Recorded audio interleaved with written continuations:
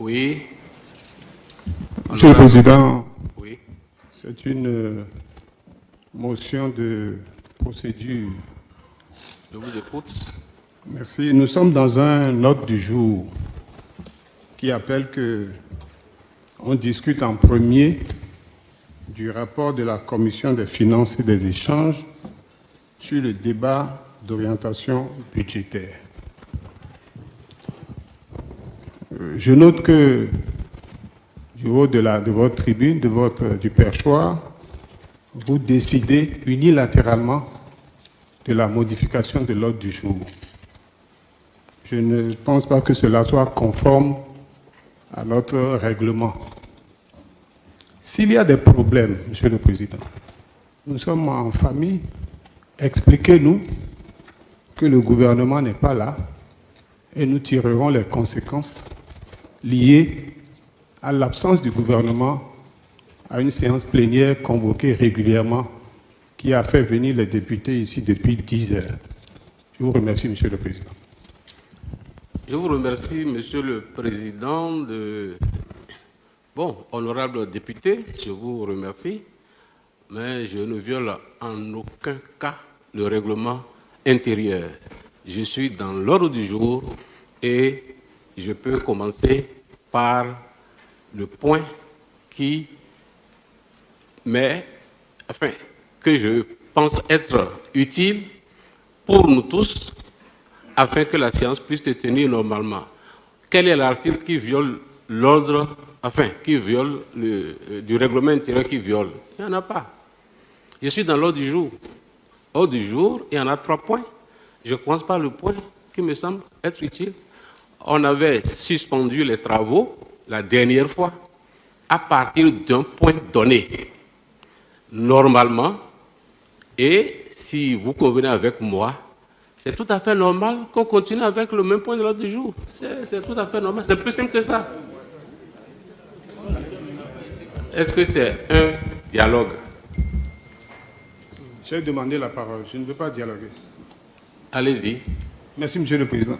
Monsieur le Président, ce n'est pas moi qui ai fait l'ordre du jour. C'est vous qui avez fait l'ordre du jour. Et en le faisant, vous saviez qu'il y avait un point qui était suspendu. Oui. Vous avez fait l'option de faire discuter en point 1 le débat d'orientation budgétaire. Et nous nous sommes préparés pour venir discuter le débat d'orientation budgétaire. Nous constatons que le gouvernement est absent depuis 10 heures.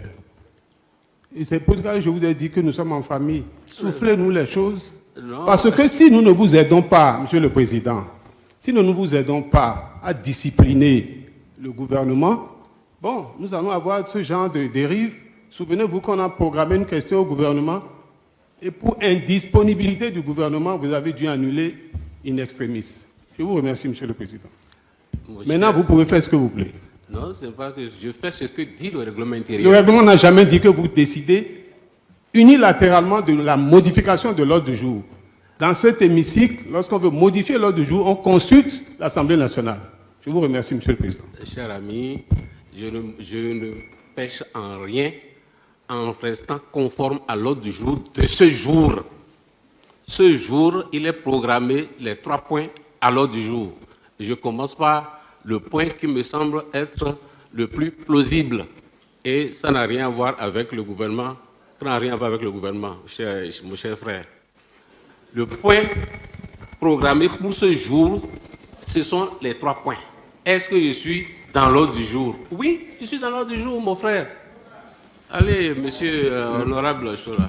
Je vous remercie, Monsieur le Président. Non, Monsieur le Président, j'ai voulu simplement prendre la parole pour rappeler ici les pratiques parlementaires qui sont largement partagées depuis des législatures. Sinon, si le collègue s'exprime ainsi, on pourrait penser que c'est dit comme ça et de façon intangible. Monsieur le Président, je pense que notre pratique à beaucoup de législatures nous a souvent amenés à faire de ce genre de débat pour un ordre du jour qui est déjà fixé.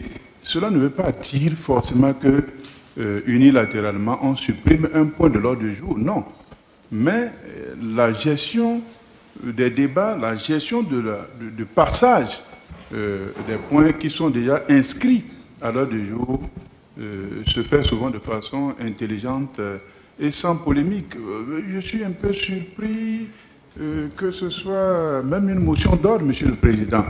C'est pour ça que je voulais vous prier de tout faire pour qu'on puisse continuer, parce qu'on est là depuis. Et je pense que le collègue Ondete ne s'oppose pas à la poursuite des travaux. Je vous remercie, Monsieur le Président. Bon, honorable Hassan. Merci, Monsieur le Président.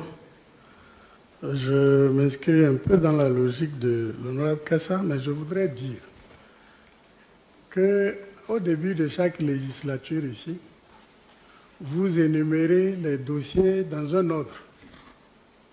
Mais jamais, dans les débats, on fait ce qui est prêt ou ce que le président exige, trouve qui est prêt. C'est ça qu'on appelle. C'est donc une pratique parlementaire. Deuxième chose, je crois que la discussion, c'est est-ce que le règlement intérieur a dit ou n'a pas dit. Le règlement intérieur n'a pas dit, mais est-ce que le règlement intérieur a dit? Les deux cas ne sont pas spécifiés. Il appartient au président, dans ce cas-là, de décider. Je crois que c'est très clair et il n'y a pas d'ambiguïté là-dessus. Que le président vienne dire, je commence par le point 2, puisque le règlement intérieur n'a pas dit, vous commencez par là. On dit, le règlement intérieur n'a jamais dit ça. Le règlement intérieur n'a non plus dit. Alors moi, je pense que c'est votre discrétion qui l'emporte et c'est ça le pouvoir qu'on vous confie au niveau de l'Assemblée. Merci beaucoup. Honorable Achari, président Achari.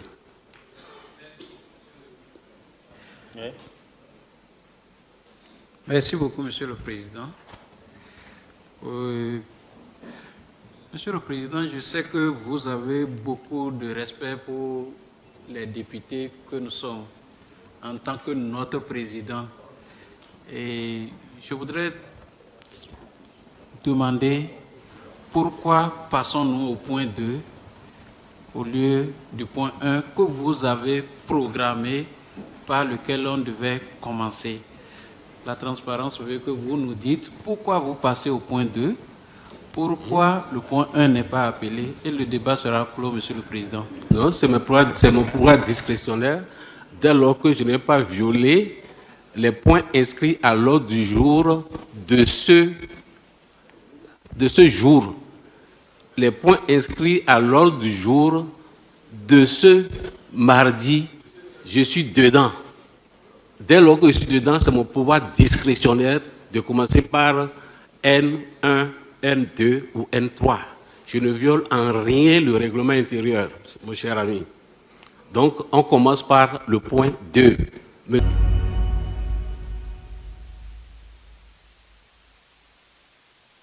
Monsieur le Président. Si je m'en tiens à ce que vient de nous exposer le président de la commission des lois, il s'agit d'un projet déposé il y a 20 ans, en 2004. Nous savons que les projets de loi sont d'initiative gouvernementale. C'est vrai. Mais le gouvernement qui a déposé ce projet, Monsieur le Président, a fini depuis 20 ans. Plusieurs gouvernements sont passés.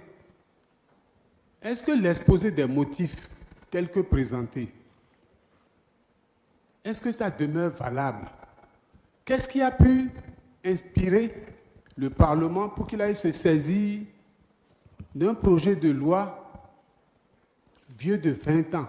Est-ce que vous avez consulté le gouvernement pour lui demander si le gouvernement qui est là maintenant, s'il veut, c'est le président Talon qui est élu. Et il est élu pour orienter l'action gouvernementale. C'est lui qui porte les projets. Mais vous allez chercher un projet vieux de 20 ans. Est-ce que le président de la République actuelle a donné un avis pour dire « je suis porteur de ce projet » Pour moi, c'est une question préjudicielle, Monsieur le Président. On me parlera de la continuité ou de... Mais quand même, Monsieur le Président, il y a quelque chose qui ne va pas. La ruse a des limites. Elle a des limites, Monsieur le Président. Expliquez-nous si Talon en veut. Et par quel acte est-ce qu'il a exprimé? Et quelle mouche vous a piqué pour que vous alliez dans les archives chercher un projet de loi pour estimer qu'on doit l'examiner? Dites-nous, Monsieur le Président. Et ainsi, nous serons tous à l'aise pour exécuter, pour faire l'étude là. Moi, ça me gêne. Je vous remercie, Monsieur le Président. Monsieur le Président, vous avez la parole. Merci, Monsieur le Président de l'Assemblée nationale. Bon, l'honorable président Éric Rondeté a déjà lui-même, au cœur de son intervention, situé le débat. Quand ça nous arrange, c'est une continuité. Quand ça n'arrange pas, il y a discontinuité. C'est une continuité, Monsieur le Président de l'Assemblée nationale. Et moi, personnellement, à l'occasion de la réforme de notre règlement intérieur, j'avais prévu, programmé personnellement, porter un amendement qui m'a échappé. C'est que, vous savez, les propositions de loi qui parviennent à l'Assemblée nationale, à la représentation nationale, lorsque pendant 2 sessions ordinaires, la proposition n'est pas étudiée, on la retourne à son envoyeur, à son initiateur. Mais il n'en est pas de même pour les projets. C'est pourquoi parfois, à l'occasion de l'ouverture de nos sessions ordinaires ici, quand votre porte-parole donne le listing des projets inscrits à l'ordre du jour, parfois il y a un tollé dans l'opinion. Quand moi je suis venu au Parlement ici, on annonçait les projets inscrits à l'ordre du jour et on a annoncé un projet de révision constitutionnelle déjà déposé par le président Yahi Boni. Jusqu'à aujourd'hui, ce projet-là est ici. Parce qu'on n'a pas un mécanisme de retour à l'envoyeur. Je disais donc, je voulais proposer qu'en cas de changement de gouvernement, qu'on mette dans notre règlement intérieur que les projets qui sont ici à l'Assemblée nationale, en cas de changement de gouvernement, qu'on retourne tout ça à l'envoyeur. Tant que ce n'est pas ça, l'honorable Éric Rondeté, président, c'est eux qui nous l'ont appris, que les textes, projets ou propositions peuvent venir ici en culotte et sortir en pantalon. Ils nous ont appris et soutenu que les projets et propositions peuvent venir en pantalon et sortir en culotte. Donc, en quoi ça gêne si les députés ont leur droit d'amendement? Donc, Monsieur le Président de l'Assemblée nationale, le projet de 2004 est sorti et a été dépouillé au niveau de la Commission. Et l'avis du gouvernement, que les collègues patientent, et c'est pour ça qu'en introduisant donc le sujet, j'ai dit tantôt qu'au cœur et de la restitution des discussions, on dira la suite. Et comme une question précise a été posée dans ce sens, évidemment, le gouvernement a exposé les motifs de 2004 et des amendements ont été faits. Et vous irez voir dans l'avis que la Commission, dans un certain temps, a fait ce qu'elle doit faire, soit adoptée ou acceptée. Dans quel sens cela a été fait, on va le dire tout à l'heure. Et la position du gouvernement aussi est restituée dans le rapport que nous allons vous présenter, Monsieur le Président de l'Assemblée nationale. Merci beaucoup. Toko a levé la main avant vous. Merci. Honorable Toko, vous avez la parole. Ça va? Bon. Honorable Godonou, vous avez la parole. Merci, Monsieur le Président. Alors, j'avoue que les arguments avancés par le président de la commission des lois et des droits de l'homme, les arguments n'ont pas convaincu du tout. Qu'est-ce qui a motivé la commission des lois à aller fouiller, bêcher et sortir un document vieux de 20 ans? Qu'on nous montre l'urgence, qu'on nous dise l'urgence. Est-ce qu'il n'y a que ce projet de loi? Et tout à l'heure, mon prédécesseur a demandé, est-ce que c'est une nouvelle initiative en termes de projet venant du gouvernement? J'ai encore la parole, président Kassa. Il faudrait qu'on nous dise, ou bien la mandature du CES actuel, il y a quelque chose qui ne va pas, ou parce que cela est en train d'aller à son terme. Mais franchement, nous allons revenir un peu dans le débat, mais très certainement quelque chose est caché en dessous, et il faudrait que nous puissions voir clair. C'est vrai, argument contre argument, on va y aller. Et comme on a l'habitude de dire, et c'est mon frère et ami, président Ordel Aladati, qui dit que vous avez bien fait, que tout ce qui se dit ici, le peuple voit, écoute. Je crois qu'argument contre argument, le peuple nous entendra. J'en aurais terminé pour le moment. Il y a beaucoup de doigts en l'air, mais avant de laisser les autres prendre la parole, je voudrais recentrer le débat. Nous sommes ici dans un temple qui fonctionne selon des règles. Je voudrais que ceux qui vont prendre la parole à votre suite, que ceux-là nous donnent les textes, nous donnent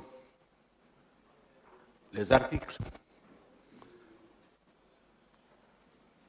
soit de la Constitution ou soit du règlement intérieur qui sont violés.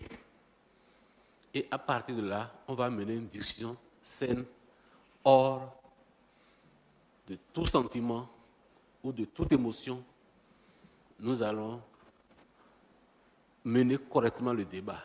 Mais tant qu'on ne va pas me dire il y a tel article qui a été violé par rapport à ce projet de texte en débat, je pense que nous n'allons pas perdre le temps autour des discussions qui n'ont pas comme base la violation du règlement intérieur. Maintenant, ceux qui veulent parler, ils peuvent prendre la parole, mais en tenant compte de ce que j'ai dit.